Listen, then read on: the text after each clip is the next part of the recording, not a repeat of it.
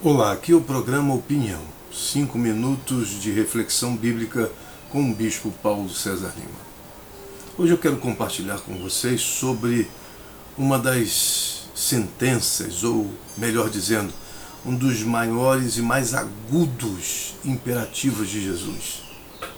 No capítulo 5, versículo 43 e 44, do Evangelho de Jesus segundo escreveu Mateus. Lá você encontra o seguinte: vocês ouviram o que foi dito, ame o seu próximo e odeie o seu inimigo. Mas eu lhes digo, ou seja, disse Jesus, mas eu lhes digo, amem os seus inimigos e orem por aqueles que os perseguem. Ponto. Isso muda tudo. Na verdade, a história de ódio no mundo é muito mais presente, muito mais forte do que a história de amor. Isso porque nós aprendemos mais facilmente a odiar do que a amar.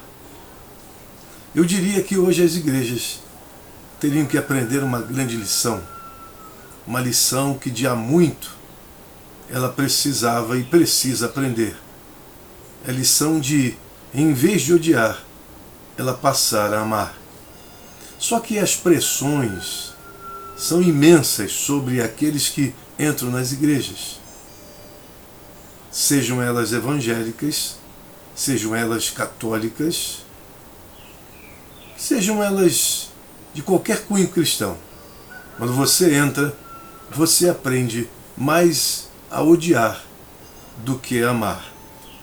Nós aprendemos a odiar, primeiramente, a nós mesmos, aprendemos a odiar o nosso ego, aprendemos a odiar o bem-estar, aprendemos a odiar uma vida boa, aprendemos a odiar o prazer, aprendemos a odiar a alegria, aprendemos a odiar a carne, aprendemos a odiar o dinheiro, aprendemos a odiar tudo aquilo que poderia nos desviar de alguma maneira dos princípios divinos. Aprendemos a odiar a nós mesmos. E como podemos nos amar se o tempo todo nós aprendemos a odiar? O ódio é tão presente na cultura cristã que parece um grande paradoxo. Pregar tanto sobre o amor, mas viver tanto debaixo de ódios e mais ódios. Basta você entender isso no convívio na igreja. Na igreja é assim. As pessoas amam você até o momento que elas passam a odiar. E elas passam a odiar você no momento em que você deixa de ser ninguém e passa a ser alguém.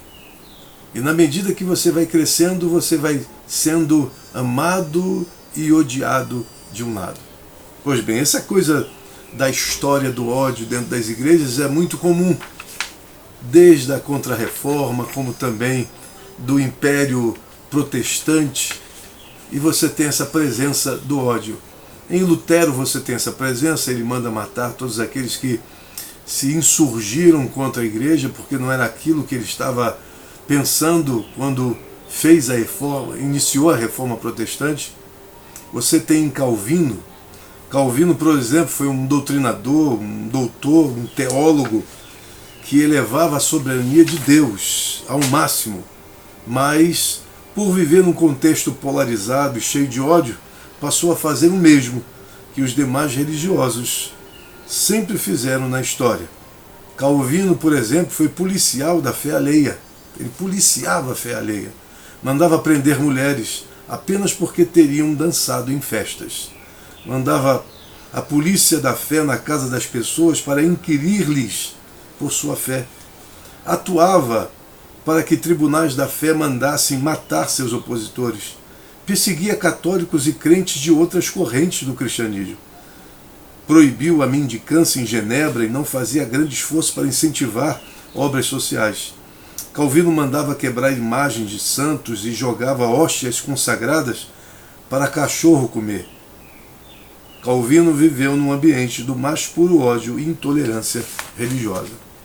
O que eu estou dizendo para você é que essa história do ódio dentro da igreja, ela é muito forte.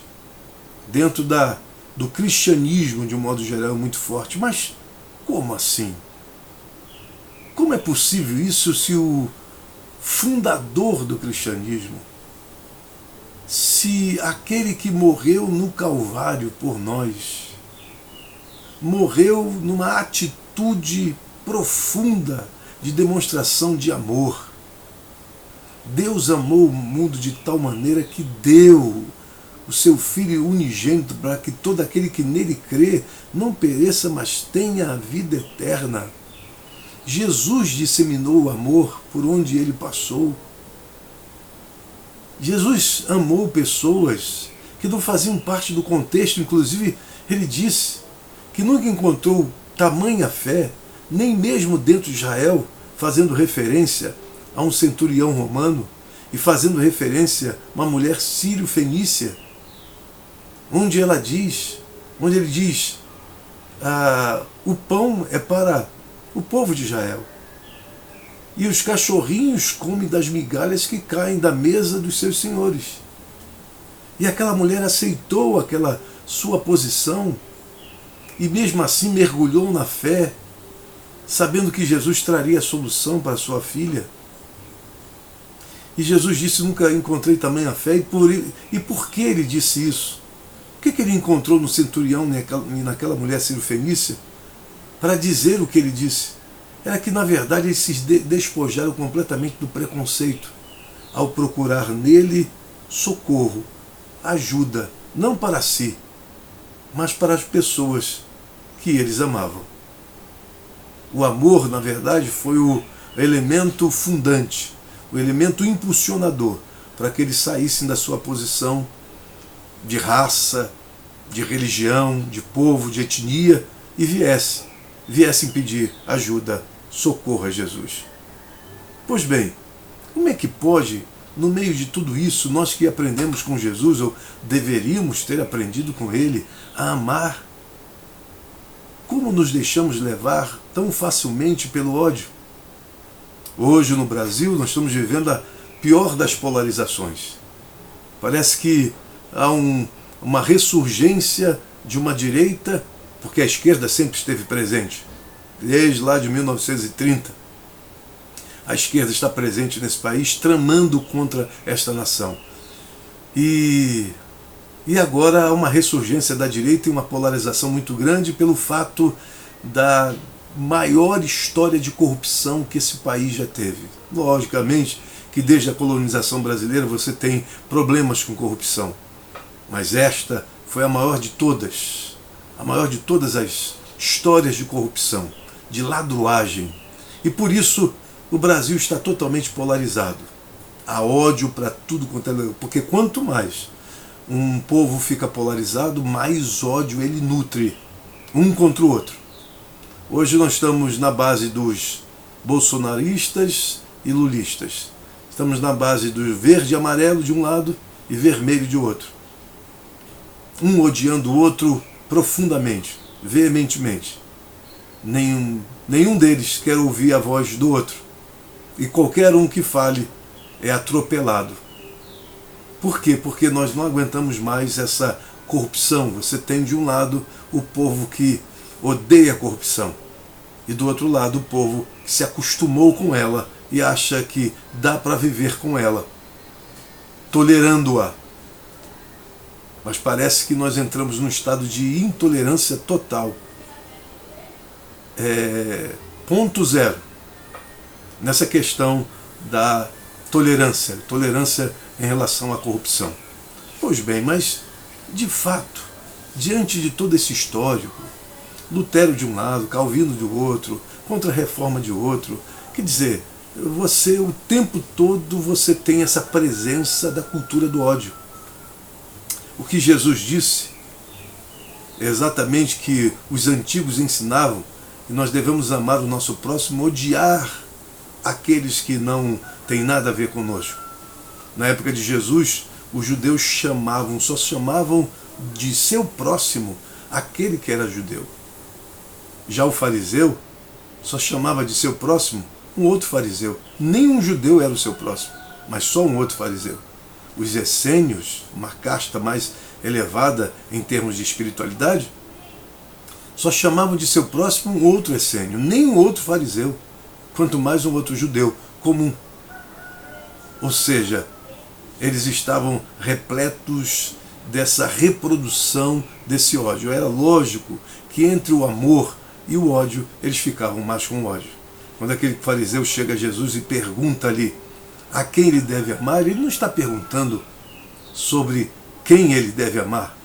Ele está perguntando a Jesus, ok, se eu devo amar a todos, a quem eu devo odiar? E esse é o grande problema, esse é o timbre que nós ouvimos de ponta a ponta.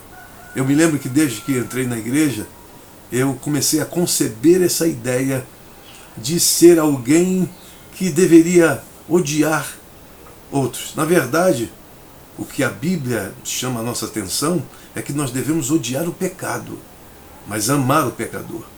Há uma igreja, das 7 igrejas do Apocalipse, que tem um problema sério, em que pese que seja uma igreja dedicada, devota, assumida como realmente igreja de Deus, mas essa igreja, ela perde o primeiro amor.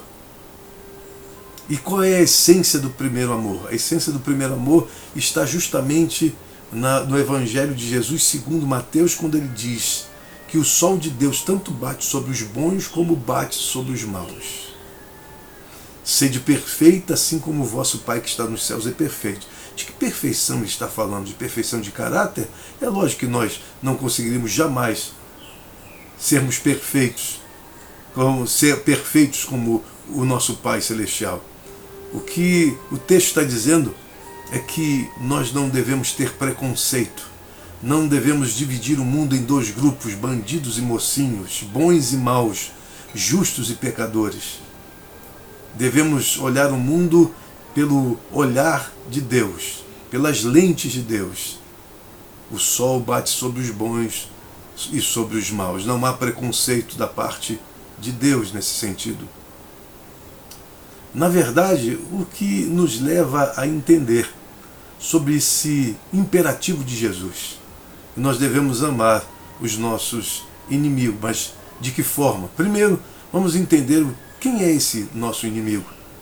Esse inimigo aí não está falando, não está se referindo, não está se referindo do inimigo que nos persegue, que quer a nossa aniquilação, que espreita atrás de uma porta, querendo sempre o nosso mal, querendo sempre nos destruir. Não está falando deste inimigo. Mas de que inimigo o texto está falando? Está falando justamente daquela pessoa, daquela personagem que se torna inimigo, número 1, só por questões de raça, questões de cor, questões de status e questão de religião. É isso mesmo que você ouviu. Esse inimigo aí é inimigo conjuntural. É inimigo por uma questão de raça, ele é de outra raça. Questão de cor, ele é de uma outra cor. Questão de status, ele é de um outro status. E questão de religião, nós odiamos porque ele é de outra religião. E Jesus diz, no seu imperativo, que devemos amar esta pessoa. Em vez de levantarmos muralha entre nós e eles, devemos levantar sim pontes.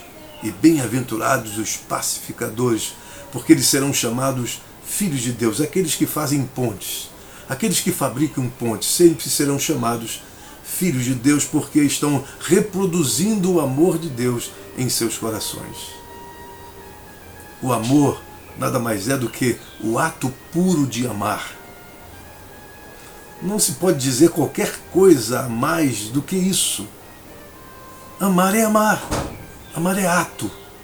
Amar não é discurso, não é argumento, não são palavras. Amar é amar. É atitude de amar, é ato de amar. Amor é emoção, é pensamento, é sentimento, é profundidade, é rasgar o seu coração, é permitir-se, é ir além, é doar-se, é submeter-se a qualquer coisa que possa fazer o outro feliz. Amar de verdade é você entender que o seu ato, este ato puro, tem a ver com a sua própria existência. E você não pode viver de outro modo a não ser deste modo, o modo de amar. O estilo de vida passa a ser um grande estilo de vida. Quando nós pegamos a canonização da irmã Dulce, o anjo da Bahia, que doou-se na sua vida inteira pelos pobres, assim como Madre Teresa de Calcutá. Isso é lindo, isso é belo. Mas a santidade não fica presa apenas a essas duas personagens e outras que já houve na história, mas há personagens também que vivem em anonimato. Personagens como Jefferson, em Brumadinho, que perdendo a sua casa, perdendo tudo, não se deixou levar pela dureza de coração, mas doou-se completamente e conseguiu salvar 40 pessoas daquela tragédia que aconteceu em Brumadinho. Jefferson, 34 anos. Este é um homem coroado de heroísmo e de santidade. A professora, aquela professora que eu esqueço o nome, mas que se doou, entregando-se totalmente para salvar dezenas de crianças daquelas chamas ardentes, daquele fogo ardente que aniquilava tudo e destruía tudo ao seu redor. Essas pessoas são verdadeiros heróis, heroínas. Esta é a maior prova de santidade, de amor. Não existe coisa mais forte do que isso. Enquanto a igreja foi uma igreja dos eleitos, dos predestinados, dos chamados por Deus, daqueles que foram separados do mundo, enquanto nós fizemos uma exegese em cima da palavra eclesia e dizendo que são, em vez de assembleia, são os separados do mundo, nós vamos nutrir a ideia de que somos tão separados, tão quase que inumanos, quase que extraterrestres, que nós não devemos nos envolver com nada e com ninguém. Isso é não entender o que é o amor de Deus. Segundo a Bíblia, o amor de Deus é a única força, é o único poder que destrói o ódio. Para vencer, só se vence o ódio com amor. Não existe outra maneira de vencer o mal. Só se vence o mal com o bem, fazendo o bem. E a Bíblia diz que você não pode parar de fazer o bem por força de alguma circunstância, de alguma contingência, por força de alguma situação que ocorreu drasticamente com você, mas continue fazendo o bem, porque a seu tempo nós vamos ser recompensados. E nós não devemos fazer o bem por recompensa, devemos fazer o bem uma questão de caráter humano, uma questão de humanidade. Sinaliza-se uma necessidade, estamos ali para preencher aquela lacuna, preencher aquele vazio com amor. Amai ao próximo como a ti mesmo. Mas primeiro amai a Deus sobre todas as coisas, com toda a tua força, com todo o entendimento, com toda a tua alma, e amai ao próximo como a ti mesmo. Como podemos amar o próximo dentro de uma história tão recheada de ódio, e aprendemos mais a odiar do que a amar? Que Deus toque na nossa vida e que a gente mude completamente essa compreensão que está em nós, de mais odiar do que amar. O que Jesus diz é que devemos amar tanto que a gente chegue a amar até aqueles que são diferentes, até aqueles que são inimigos, até aqueles que não são da nossa religião, que não professam o que nós professamos, mas devemos amar. Senhor, eles estão expulsando demônios em teu nome, Jesus diz. Quem não é contra nós é por nós. Deixai-os. Amemos uns aos outros e assim seremos reconhecidos como discípulos de Jesus. Que Deus abençoe vocês rica e abundantemente. Até a próxima.